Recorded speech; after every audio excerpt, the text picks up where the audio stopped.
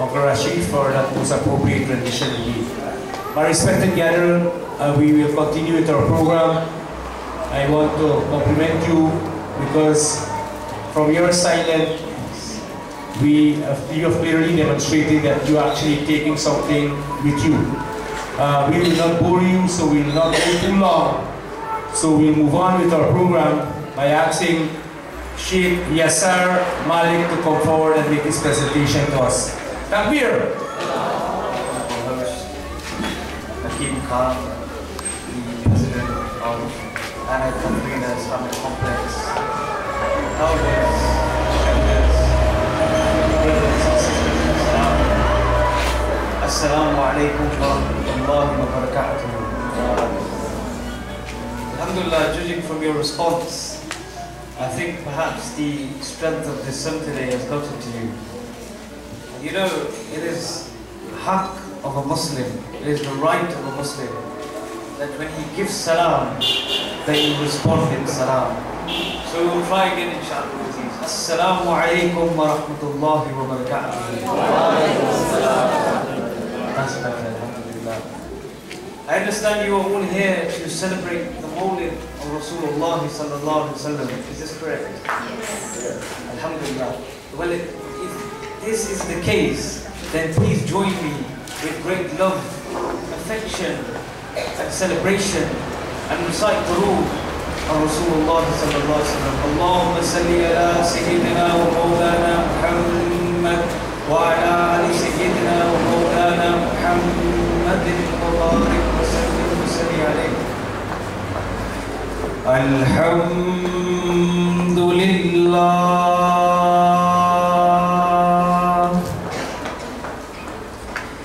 Alhamdulillahi Rabbil Alameen.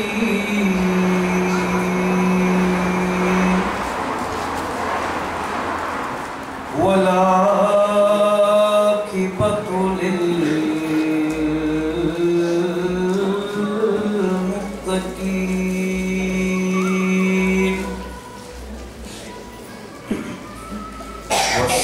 Wassalatu wassalamu ala rasulihi Muhammadin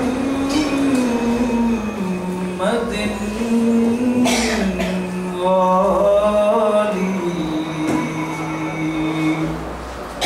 wa ashabihi ajma'in.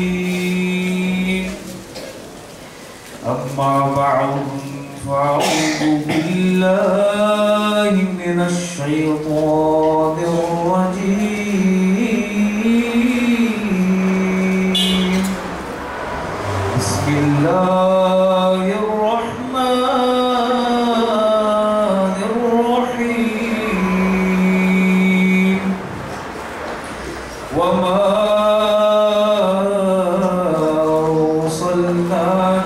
إلا رحمة للعالمين. صدق الله العظيم وصدق رسوله النبي الكريم.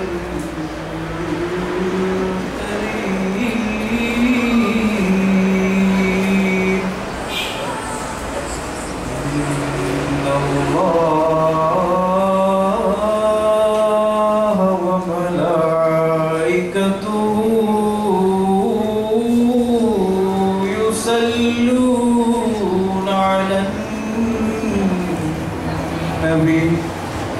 يا أيها الذين آمنوا صلوا عليه وسلموا تسليما. اللهم صل وسلم على سيدنا ومولانا محمد وعلى آل سيدنا محمد وبارك وسلم وصل عليه. All praise is for Allah subhanahu wa ta'ala, who created this entire cosmos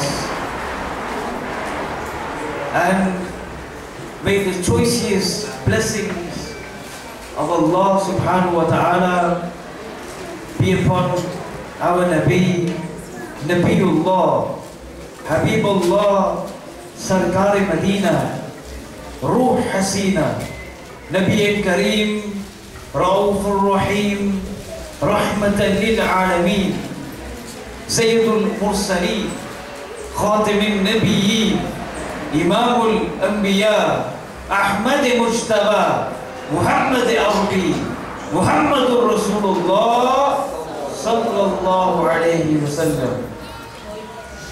You know, there's a hadith of Rasulullah sallallahu alayhi wa sallam that whenever the name of Rasul Kareem sallallahu alayhi wa sallam is recited or mentioned, for the people who respond in Darood or Salam, this Salam travels in the skies and it ascends into the skies. And Allah subhanahu wa ta'ala has created a particular angel. You know what the job of this angel is? The function of this angel? This angel stands with his wings spread. And they say when your Darood ascends into the skies, eventually it reaches this angel. And that Darood touches the wing of the angel. And upon touching the wing of the angel, another angel is born. And this angel descends and descends back to that person who recited Darood on Rasulullah sallallahu alayhi wa sallam. And you know what the angel does? He makes dua for that person. Oh Allah, forgive this person. Oh Allah, forgive this person. Oh Allah, forgive this person. And when this person says Ameen, oh Allah, accept my prayers, Allah will accept the prayer of this angel. So whenever you hear the name of Sayyidina Rasulullah sallallahu alayhi wa sallam, I congratulate you all for being here today on this auspicious occasion to celebrate the Mawlid of Muhammad Mustafa sallallahu alayhi wa sallam. Alhamdulillah, you will be graced with Shaykh Huzaymah after me, and Alhamdulillah ta'ala, Shaykh Safraz has already blessed you with his karam and his knowledge and his years of hard work, Alhamdulillah ta'ala. And I understand he is a blessing for the people of Guyana. And whilst he doesn't travel as often as you'd probably like, I'm sure you'd like to keep him here on a regular basis, but I tell you this, from the few times that I've seen him, he's a leader amongst your people. He's a leader amongst your people. Hazrat Muhaddis ibn Jawzi rahimahullah ta'ala, he brings a hadith of Rasulullah sallallahu alaihi wasallam. And why do I use Muhaddis ibn Jawzi for this? Because Muhaddis ibn Jawzi rahimahullah ta'ala, not only was he a student of Gawsi Azam, Shaykh Abdul Qadir Jilani rahimahullah, but he's also an authority for the other sects. He's also an authority on that side. You know who I'm talking about. The Wahhabis and the Salafis or whatever they call themselves. And he says, Man anfaqa dirhaman fi mawladihi nawar Allahu qabrahu wa waqsa Allahu rizqahu kulla amin. He says, whoever gives 1 dirham, whoever spends 1 dirham fi mawladihi, on the mawlid, on my mawlid of Rasulullah sallallahu alaihi wasallam, nawar Allahu qabrahu, Allah will enlighten his grave. Allah will illuminate his grave. Wa waqsa Allahu rizqahu kulla amin, and Allah will increase his sustenance. Allah will increase his rizq and his income for an entire year. This is the blessings of celebrating the Mawlid of Rasulullah sallallahu alaihi wasallam. Your graves will be enlightened and Allah will increase your income for an entire year. And Alhamdulillah ta'ala is a great blessing that people like Hakim Khan Sahib and the organizers of this masjid have broken their backs to put these mahfils for you together. And yet it is unfortunate that some jama'as in this country don't wish to align themselves with mahfils like this. May Allah subhanahu wa ta'ala allow the Guyanese people to sit in congregation and celebrate these mawlids of Rasulullah in uniformity, inshallah aziz. You know, before I came here to Guyana, a man came to me and he said to me, he said, celebrating the mawlid is shirk. And I said to him, I said, shirk, huh? And he said, yeah, shirk. And I said to him, do you celebrate your birthday? And he said, yes. And I said, so what's the difference? He goes, no, there is a difference. Celebrating the birthday of a prophet, this is bid'ah, this is shirk. So I said to him, tell me, you say shirk. When did Allah ever have a birthday? When did Allah ever have a birthday? If Allah had a birthday, and then we celebrated our birthday, then this would be shirk, right? Then it would be shirk. But Allah has no birthdays. Allah doesn't have a start. Allah will have no end. Allah is not like this. And then I said to him, I said, brother, forget this, tell me this. Are you not happy at the coming of Rasulullah sallallahu alaihi wasallam? Are you not happy at the arrival of Rasulullah sallallahu alaihi wasallam to this earth? And he said, of course I'm happy. He's the Prophet of Islam. I said, then know this. Expressing happiness or joy at the coming of Rasulullah, this is also celebrating the Mawlid of Muhammad Mustafa sallallahu alaihi wasallam. This is also celebrating the Mawlid. Then you say, we commit shirk, we commit bid'ah. But you also celebrate the Mawlid of Rasulullah sallallahu alaihi wasallam. May Allah subhanahu wa ta'ala give us the understanding to celebrate the Mawlid of Rasulullah sallallahu alaihi wasallam. I just wanted to give you one or two live evidences of the celebration of Yawmun Nabi sallallahu alaihi wasallam, in case anybody had any doubts. You know, Rasulullah sallallahu alaihi wasallam used to fast every Monday. And this is Sahih Hadith. I don't give you any fabricated Hadith or any weak Hadith. This is Sahih Hadith, authentic tradition of Rasulullah sallallahu alaihi wasallam. And they used to habitually fast every Monday, Rasulullah sallallahu alaihi wasallam. And a man came to the Prophet ﷺ and he asked, he said, Ya Rasulullah ﷺ, why do you fast on Mondays? And you know what the Prophet ﷺ told this man? He said, I fast on Mondays because I was born on this day. Because I was born on this day. So celebrating the Milad of Rasulullah ﷺ, this was sunnah of the Prophet ﷺ. We celebrate it once annually, once a year, and they have a problem with it. Rasulullah celebrated it every single week. Every Monday, the Prophet ﷺ fasted. And then after the Prophet ﷺ, the Sahaba radiallahu ta'ala continued this practice. They would also fast on Mondays. Why? Because the Prophet was born on that day, on the day of Monday. And if they still don't accept, then give them this dalai. Tell them this. When you see them on the day of Jum'ah, say to them, who say, the people who say we don't celebrate the Mawlid, or we don't celebrate birthdays, tell them, what are you doing here for Jum'ah? And they'll tell you, we've come to pray Salah, it's followed. It's a must, we must pray Salah. Tell them this. Rasulullah was asked, Ya Rasulullah, why is Friday so great? Why is the day of Jummah so great? And you know what the Prophet ﷺ said?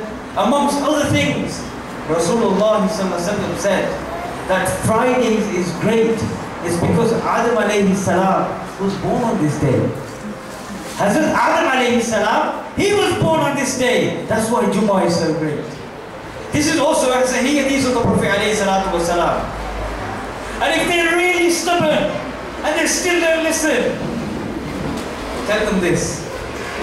Say, what do you think of Imam Ibn Taymiyyah? He's one of their Imams.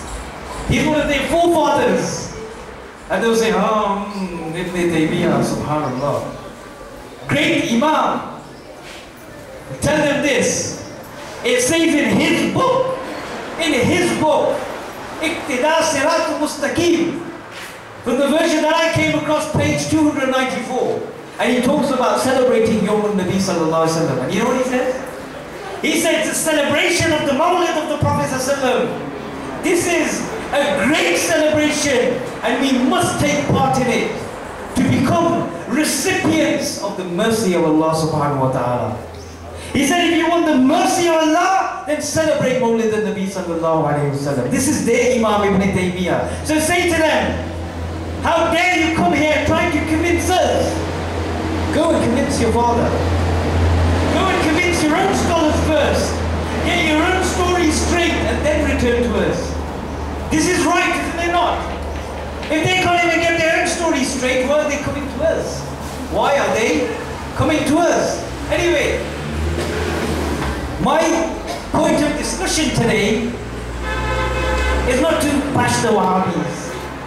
Some other time, you have the ulama here. Maybe they will tell you, inshallah, Aziz. I wanted to focus on love of Rasulullah sallallahu alaihi wasallam. And who better to look at when we want to learn how to love Sayyidina Rasulullah sallallahu alaihi wasallam than the eminent companions of the Prophet alayhi salatu wasalam, the Sahaba radiyallahu ta'ala. Let me tell you this. In this world, according to Sharia, after prophets, the greatest station in this world belongs to the Sahaba Kareem radiyallahu ta'ala ajma'in. It belongs to the Sahaba Kareem. There's no one, not anybody can lay a claim and say we have a station greater than a Sahabi or a Sahabiya. This is impossible. This is accordance to the Sharia and it's also in Sahih Hadith. And they were the students of Rasulullah sallallahu alaihi wasallam, the direct students of the Prophet alayhi salam.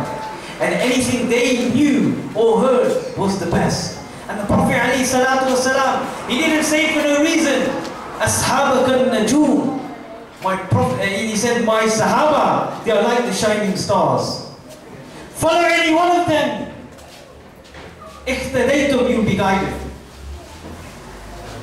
Follow any one of them and you'll be guided. This is the words of the Prophet alayhi salatu wasalam, isn't it? And the Prophet alayhi salatu wasalam also instructs us in the Quran, وَعَلِي الْعَمْرِ مِنْكُمْ, and follow those who are rightly guided over you. And these were the Sahaba radiallahu ta'ala, and references are to the Sahaba radiallahu ta'ala anhum ajma'in. You know, many now say to love Rasulullah sallallahu alaihi wasallam, it means to imitate him. Are we following? Somebody says, or they say, loving the Prophet sallallahu alaihi wasallam, it means to imitate him. You imitate him, you follow his sunnah, that means you love Rasulullah sallallahu alaihi wasallam. Right? This is what they say. I say this to you. Not a single dictionary definition of the world, in the world of love, will tell you that love means to imitate somebody. Right? I can imitate a footballer because I may look up to him. I may inspire to him or I may like him. It doesn't mean I love him. I'm sure there's plenty of young men here today who inspire to the great cricketers. Would you go around and tell your friends I love him? You would definitely get a fatwa from your friends. But love, what I'm trying to say to you is love is not imitation. Imitation at best, imitation can be admiration. You can say I admire this person, that's why I imitate him. But you can't say because he imitates him or her, he definitely loves her. An example I always give, I say this. I said, you love your mothers, don't you? You love your wives. If you love them, then wear the hijab and jilbab like them. Because this is also imitation, is it not? This is also imitation. But the point what I'm trying to explain is this definition that imitation alone, following the sunnah of the Prophet ﷺ alone is love, is stupid. It can't be that. Love, there's more to love than simply imitating. And this ingredient which I'm talking about is in the Sunnah of the Sahaba radiallahu ta'ala. As I'm about to explain, and I say this to you, when the Sahaba radiallahu ta'ala, when they would see the Prophet alayhi salatu wasalam, there's many narrations like this. I only pick a few to give to you today, inshallah Aziz. The Sahaba radiallahu ta'ala, when they would see the Prophet alayhi salatu wasalam, you know what they would say to him? They would say, Ya Rasulullah, fittaka abi, wa ummi ya Rasulullah, sallallahu alayhi wasallam. They said, Ya Rasulullah, may my mother and my father be sacrificed for you. Everyone knows the maqam of parents. Everybody knows how great parents are in Islam. But look at these companions of the Prophet sallallahu. Look what they say. They say, Ya Rasulullah, when they see him to greet